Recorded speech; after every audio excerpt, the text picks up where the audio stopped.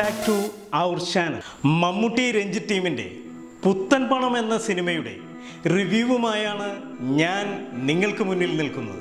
നിത്യാനന്ദ ഷേണായി എന്ന ഒരു underworld king ഒരു പങ്ക് കച്ചവടത്തിൻ്റെ കണക്ക് തീർക്കുവാൻ കൊച്ചിയിലെത്തുന്നു. കാസർഗോട്ടുകാരനായ ഷേണായിക്ക് എതിരാളികളെ ഒതുക്കുക എന്നത് ചെറിയൊരു കാര്യമാണ്. അത്രയ്ക്ക് വിൽ പവറുള്ള കഥാപാത്രമാണ് മമ്മൂട്ടിയുടേത്.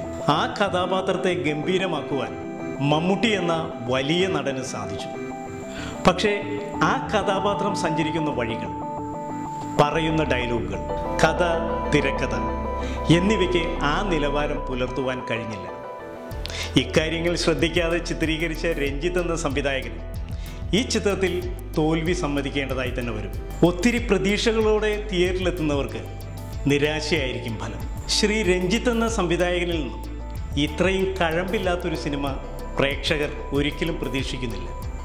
കാരണം ഞാൻ അടക്കമുള്ള പ്രേക്ഷകർ വളരെ പ്രതീക്ഷ വയ്ക്കുന്ന സംവിധായകരിൽ ഒരാളാണ് ശ്രീ രഞ്ജിത്ത്.